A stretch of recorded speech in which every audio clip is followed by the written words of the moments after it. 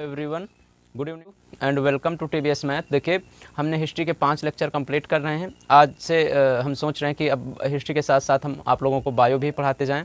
तो हिस्ट्री और बायो आज से दोनों लेक्चर मिलेंगे आप लोगों को। तो चलिए शुरू करते हैं बिना टाइम को गंवाएं। तो देखिए, बायोलॉजी। तो देखिए, बायोलॉजी हम किसको कहते हैं?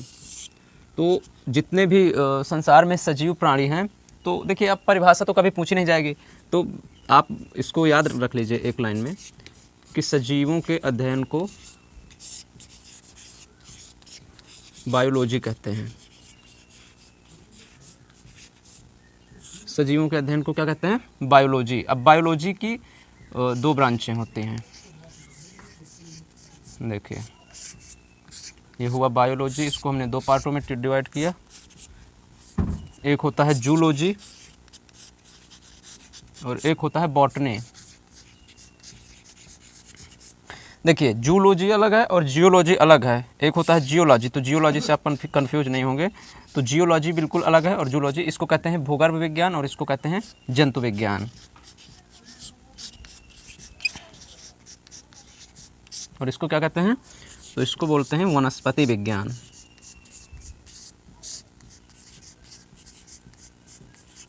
आप पूछेगा कि बायोलॉजी के जनक कौन है, तो काफ़ी समय तक ये बायोलॉजी को ही जूलॉजी मानते रहे हैं।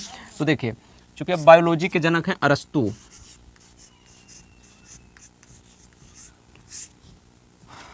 तो और तो काफ़ी दिनों तक जो है इसको ही मतलब जूलॉजी को ही बायोलॉजी मानते रहे हैं, तो इसके जनक भी अरस्तु ही हैं। और इसके जनक कौन है बॉटनी के? तो इसके जनक है थियोफेस्टस।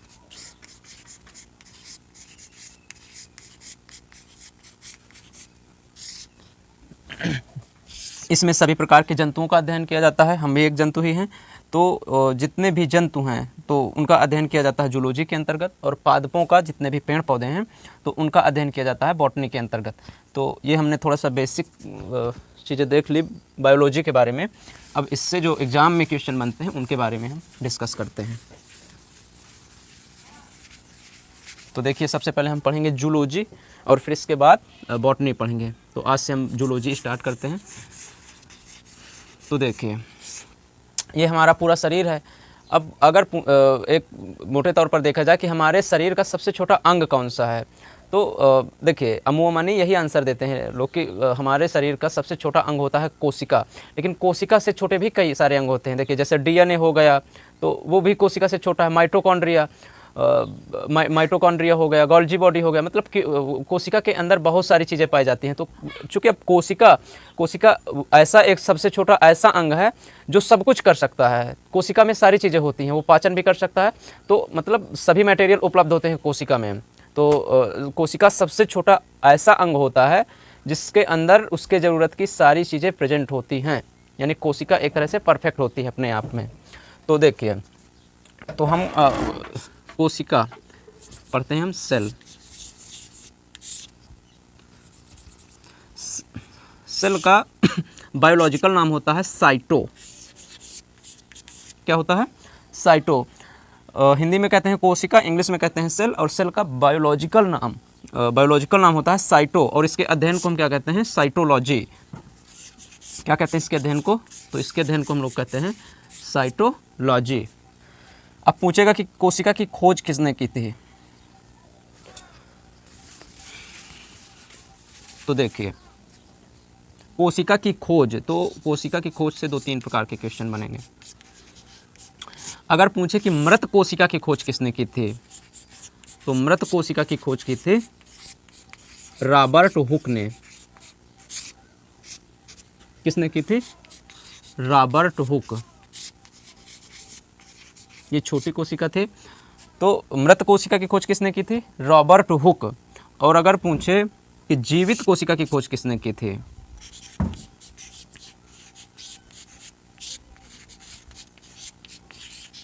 तो जीवित कोशिका की खोज की थी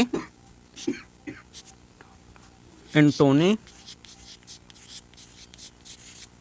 डॉन ल्यूवेनहॉक। छोटी होती है, है ना। तो हम छोटी चीज़ों के लिए किसका प्रयोग करते हैं, हुक का प्रयोग करते हैं, हुक का। और ये जीवित कोशिका है तो ये बड़ी होती है, तो यहाँ से आप याद रखिए हुक, यानी छोटी चीज़ों के लिए किसका प्रयोग करते हैं, हुक। बड़ी चीज़ों के लिए किसका प्रयोग करते हैं, हॉक। हॉक मतलब बड़ा शब्द निकल रहा है इससे। तो मृत कोशिका की खोज की थी रॉबर्ट हुक ने, जीवित कोशिका की खोज किसने की थी, ल्यूवेन हॉक ने। तो यहाँ से आप ये याद रखिए। और देखिए आप पूछेगा कि ओवरऑल यानी इस संसार में सबसे बड़ी कोशिका किसकी है, तो आप लोगों ने पढ़ा होगा शुतुरमुर्ग के बारे में। शुतुरमुर्ग संसार का सबसे बड़ा पक्षी होता है। तो शुतुरमुर्ग के अंडे की कोशिका जो होती है वह संसार की सबसे बड़ी कोशिका होती है। तो सबसे बड़ी कोशिका कौन हुई,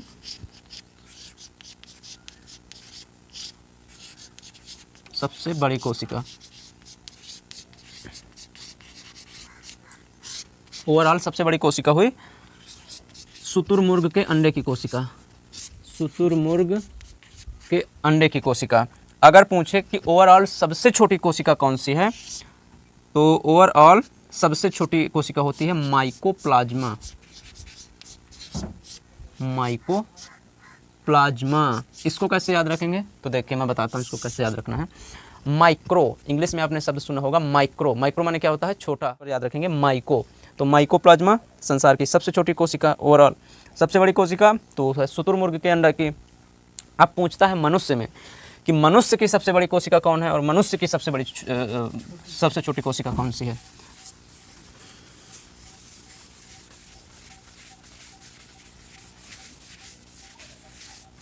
देखिए अगर मानव में पूछे, मानव को देकर, तो मानव में ये हुआ मानव। मानव कौन होता है, तो मानव में मेल या फीमेल कोई भी हो सकता है, देखिए है ना। तो मेल या फीमेल दोनों की बात कर रहा है। तो मानव में सबसे बड़ी कोशिका होती है ओवम की। ओवम फीमेल में पाया जाता है, ओवम, इसको कहते हैं अंडाणु हिंदी में। तो जो फीमेल का ओवम होता है, अंडाणु होता है, तो इसकी कोशिका मानवों में सबसे बड़ी होती है। और सबसे छोटी किसकी होती है, तो सबसे छोटी होती है स्पर्म, इसको क्या कहते हैं, शुक्राणु। तो सबसे बड़ी कोशिका मानवों में ओवम, अंडाणु। देखिए आप यहाँ से याद रख लीजिए, थोड़ा सा मेरे माइंड में एक ट्रिक आ रही है। तो देखिए जैसे शुतुरमुर्ग के अंडे की कोशिका सबसे बड़ी, ओवरऑल सबसे बड़ी कोशिका रही, तो उस अंडे से याद रख लीजिए आप अंडाणु, यानी अंडाणु तो मानव में सबसे बड़ी। और ये फिर शुक्राणु बचा, तो शुक्राणु ऑटोमेटिक छोटी हो जाएगी। हाँ अगर पूछ ले कि सबसे लंबी कोशिका मानव में किसकी होती है, एक होता है लंबा, तो लंबा और बड़ा में दोनों में फ़र्क होता है ना, चूँकि बड़ा का मतलब होता है एरिया, यानी लंबाई चौड़ाई उसमें होता है। तो अगर पूछे कि सबसे लंबी कोशिका किसकी होती है, मानवों में सबसे लंबी कोशिका कौन सी कोशिका होती है, तो वो होती है ब्रेन की कोशिका, ब्रेन की कोशिका। और क्या कहते हैं ब्रेन की कोशिका को, ब्रेन की कोशिका को कहते हैं न्यूरॉन। ये होती है मानव की सबसे लंबी कोशिका।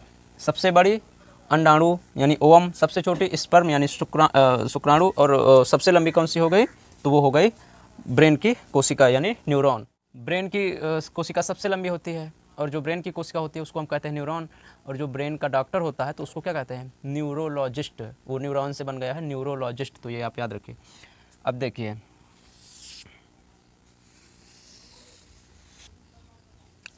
ये क्या है, तो ये है प्लाज्मा मेम्ब्रेन,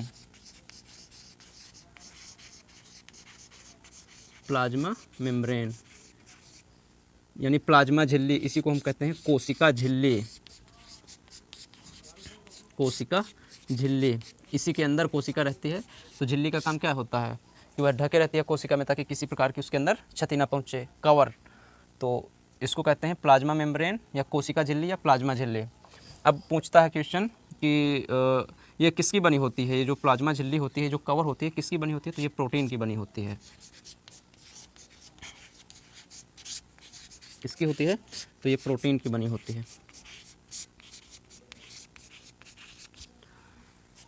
ये प्रोटीन की बनी होती है, और वो काफ़ी सारी चीज़ें हमारे शरीर में प्रोटीन की ही बनी होती हैं, इसलिए प्रोटीन को बॉडी बिल्डिंग मटेरियल भी कहा जाता है।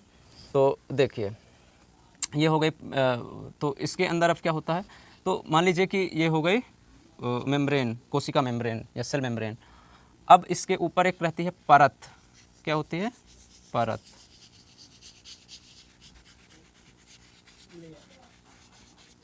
ये इसको मजबूती देती है, यानी इस झिल्ली को मजबूती कौन देता है? तो ये जो परत होती है, इसको हम क्या कहते हैं? कोशिका भित्ति।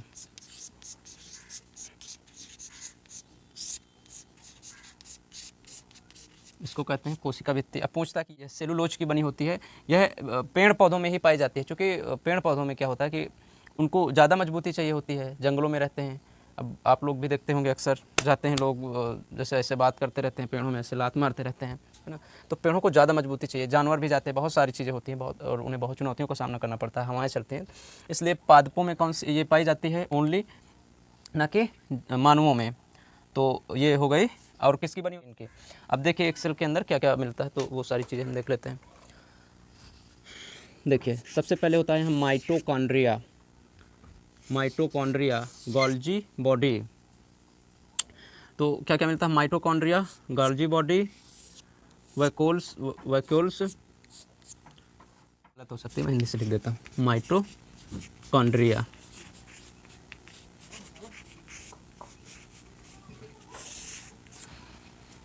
तो देखिए माइटोकॉन्ड्रिया का क्या काम होता है।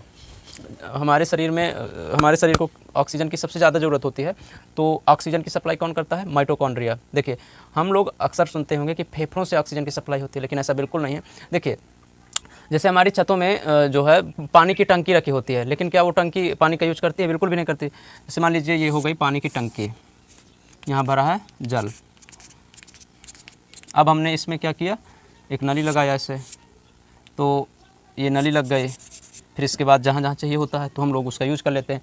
तो ये जो होती है टंकी, उसको कहते हैं फेफड़ा। क्या कहते हैं? फेफड़ा। ये जो पानी भरा है तो उसको हम कह सकते हैं ऑक्सीजन, समझिए इसको एग्जांपल से। और ये जो नली होती है इसको कहते हैं नसें। क्या कहते हैं? नसें। और यहाँ से ये जो पानी जा रहा है इसको कहते हैं रक्त। क्या कहते हैं? रक्त। अब रक्त के सहारे फिर ऑक्सीजन हमारे पूरे शरीर में जाता है। तो बहुत ध्यान से समझिए आप लोग इसको। लेकिन रक्त के सहारे तो जाता है ऑक्सीजन, लेकिन रक्त में कौन होता है प्रमुख? तो वो होता है हीमोग्लोबिन। तो ऑक्सीजन को ले जाने का मेन काम कौन करता है? हीमोग्लोबिन। ओके। तो माइटोकॉन्ड्रिया में जो होता है, तो माइटोकॉन्ड्रिया क्या करती है? तो माइटोकॉन्ड्रिया ऑक्सीजन को कैसे ले जाती है? जैसे मान लीजिए हमें सप्लाई करना है, तो सप्लाई करने के लिए जैसे अब टंकी में है तो ऐसे ऐसे खींचेंगे, फिर वो ब्लड आएगा, हमारे ब्लड के सहारे आएगा ऑक्सीजन। तो फिर वो जो माइटोकॉन्ड्रिया होगी वो शरीर के सारे अंगों को दे देगी। तो जब ये ऑक्सीजन आती है तो एक साइकिल चलती है, क्रेब्स साइकिल। इसकी खोज की थी क्रेब्स नामक वैज्ञानिक ने, तो इसको कहते हैं क्रेब्स साइकिल। क्रेब्स साइकिल, जब ये सारी प्रोसेस हो रही होती है ऑक्सीजन सप्लाई की, मैंने बता दिया कैसे होती है। तो क्रेब्स साइकिल जब चलती है, तो जब ये प्रोसेस होती है तो क्रेब्स साइकिल चलती है। और जब ये क्रेब्स साइकिल चलती है तो इस साइकिल के एक बार पूरा होने में, क्रेब्स साइकिल के एक बार पूरा होने में 38 एटीपी ऊर्जा का निर्माण होता है। किसका निर्माण होता है? 38 एटीपी ऊर्जा का निर्माण होता है। और इस 38 एटीपी ऊर्जा के निर्मित होने से हमारे शरीर को एक ग्लूकोज मिल जाता है। क्या हो जाता है? एक ग्लूकोज। और पूछता है कि एटीपी का फुल फॉर्म क्या होता है, तो इसको आप लिख लीजिए,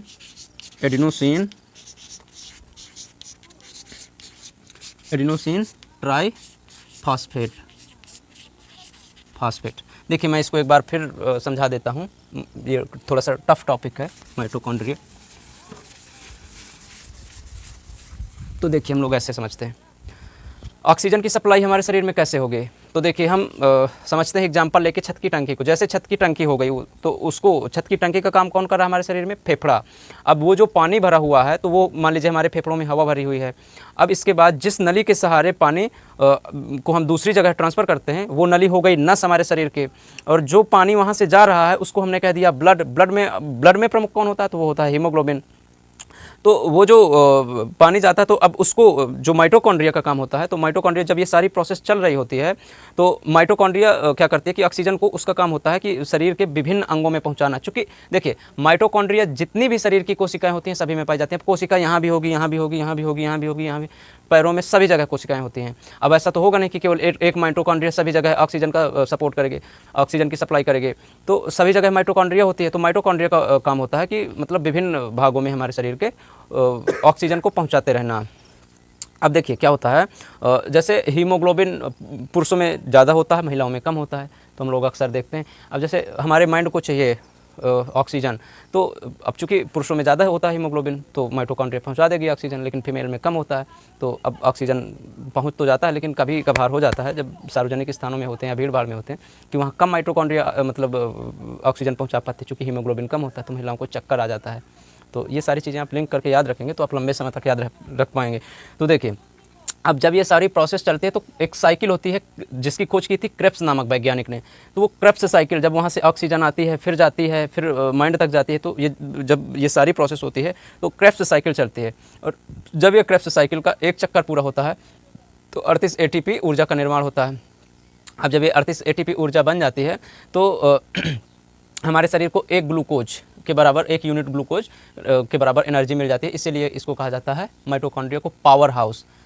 क्या कहा जाता है? Power house. तो आप यहाँ से याद रखिए कि बहुत बार पूछा जाता है कि कोशिका का पावर हाउस किसको कहा जाता है।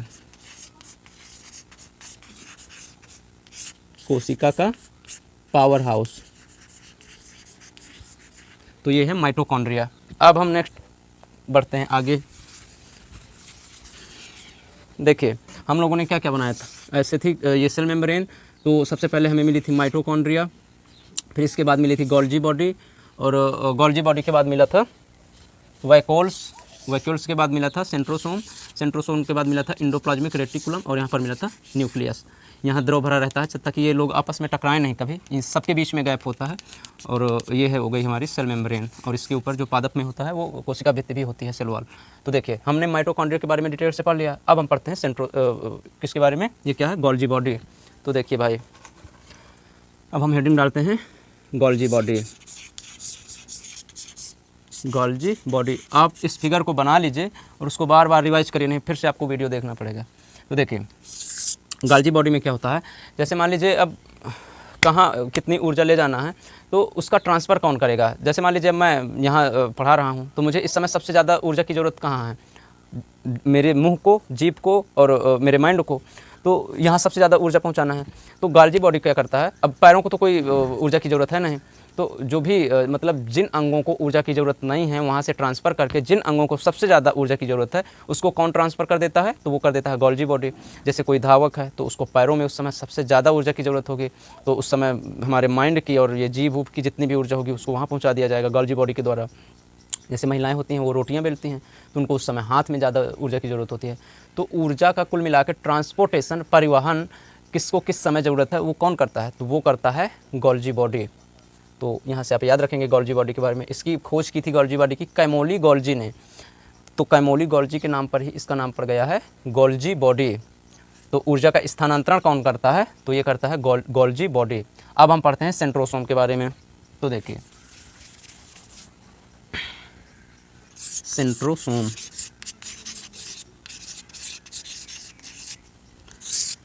तो सेंट्रोसोम नहीं है भी, वैक्यूल्स है।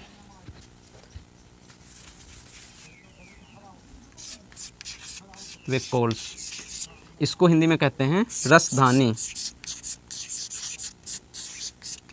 इसका काम क्या होता है, तो देखिए इसका काम होता है जो भी हमारे शरीर में पानी होता है, वाटर, उसको स्टोर करना। अब ऐसा तो होगा नहीं, देखिए जैसे मान लीजिए ये नहीं होगा वैक्यूल्स, तो क्या होगा, हमारे जो भी शरीर में जितना भी हम लोग पानी पीते हैं तो कहीं एक जगह थैली के रूप में ऐसे स्टोर हो जाएगा, फिर रात को लेट जाएंगे तो वो भी उसी तरह चला जाएगा। तो इस तरह में गड़बड़ ना हो जाएगा, इसलिए। और चूँकि हर अंग को ज़रूरत होती है पानी की, तो इसलिए हर कोशिका में एक वैक्यूल्स होता है, वहाँ पानी स्टोर रहता है, और उस कोशिका को कब चाहिए तो ये वैक्यूल्स उसको सप्लाई करता है, नहीं फिर सूख ना जाएगी कोशिका। तो इस तरह से आप याद रखिए। तो देखिए वैक्यूल्स को क्या कहते हैं, रसधानी। रस मतलब समझ सकते हैं आप लोग, रस यानी कोई लिक्विड, और लिक्विड पानी भी होता है, तो उसको कहते हैं रसधानी। और इसका मेन काम क्या होता है, यह पानी को स्टोर करके रखता है, इसीलिए हर कोशिका को पानी मिलता रहता है प्रॉपर रूप से और सूखती नहीं है, और हमारा शरीर संचालित होता रहता है। फिर इसके बाद आता है सेंट्रोसोम। क्या आता है, सेंट्रोसोम। वैक्यूल्स के बाद आता है सेंट्रोसोम। तो देखिए सेंट्रोसोम का काम क्या होता है, तो सेंट्रोसोम का जो काम होता है, तो देखिए जैसे मान लीजिए सेंट्रोसोम सेल डिवीजन करता है, मतलब कोशिकाओं का विभाजन कर देता है। जैसे मान लीजिए मेरे यहाँ चोट लग गई, तो जैसे ही चोट लगेगी तो यहाँ की सारी कोशिकाएं मर जाएंगी, तो अब इसको जब दोबारा निर्मित किया जाएगा तो ये कौन करेगा, तो ये करेगा सेंट्रोसोम। लीवर में यह सबसे ज़्यादा एक्टिव होता है, इसीलिए कहते हैं कि अगर लीवर किसी का ख़राब हो गया तो परेशान होने वाली बात नहीं होती है। ये ऐसा अंग है जो फिर से अपने आप बन जाता है, क्योंकि वहाँ सेंट्रोसोम बहुत ज़्यादा एक्टिव रहता है, तो इसलिए वो फिर से लीवर का निर्माण कर देता है। लेकिन ब्रेन जो होता है हमारा, यहाँ सेंट्रोसोम सबसे कम होता है, इसलिए अगर ब्रेन में कभी कैंसर हुआ तो वो नहीं ठीक होता है। लेकिन यहाँ पर सेंट्रोसोम लीवर में सेंट्रोसोम, देखिए सेंट्रोसोम जितना ज़्यादा होगा वो जल्दी, उतना ही जल्दी कोशिकाओं को बना देगा। लेकिन अगर बहुत ही ज़्यादा होगा तो फिर वो कैंसर, देखिए अब जैसे मान लीजिए यहाँ पर मेरे घाव हो गया, तो अगर यहाँ 150 कोशिकाएँ मर गई, अब 150 की जगह उसने अगर 200 को जन्मा दिया, 200 कोशिकाएँ बना दी तो भी चलेगा, 300 बना दी तो भी चलेगा। लेकिन अब वह 1500 2000 बना दे तो फिर वो दूसरी कोशिकाओं को डिस्टर्ब करेंगे, तो इसी को कहते हैं हम लोग कैंसर। तो अगर हमारे लीवर में कैंसर हुआ, अब चूंकि लीवर में सबसे ज़्यादा होता है, सेंट्रोसोम एक्टिव होता है, तो इसलिए उसके ठीक होने के चांसेस सबसे कम होते हैं। और हमारे ब्रेन में सामान्यतः कैंसर होता ही नहीं है, क्योंकि वहाँ सेंट्रोसोम नहीं होता है। सेंट्रोसोम ज़्यादा जहाँ कोशिकाएं बनाने लगता है तो इसीलिए वो कोशिकाएं बढ़ जाती हैं, तो फिर कैंसर हो जाता है। और कैंसर को फिर देखिए फिर क्या करते हैं हम, कीमोथेरेपी करते हैं, यानी उसको सेंकते हैं, उन कोशिकाओं को नष्ट करते हैं। तो अब जैसे ही कोई मरीज़ है मान लीजिए कैंसर का, फिर उसकी कीमोथेरेपी की जाएगी, तो कीमोथेरेपी करने के बाद फिर क्या होगा, उसके बाल झड़ने लगेंगे। मतलब एक चीज़ को सुधारने के लिए दूसरे अंग डिस्टर्ब भी तो होंगे ना। तो यहाँ से अब ये याद रखिए, सेंट्रोसोम।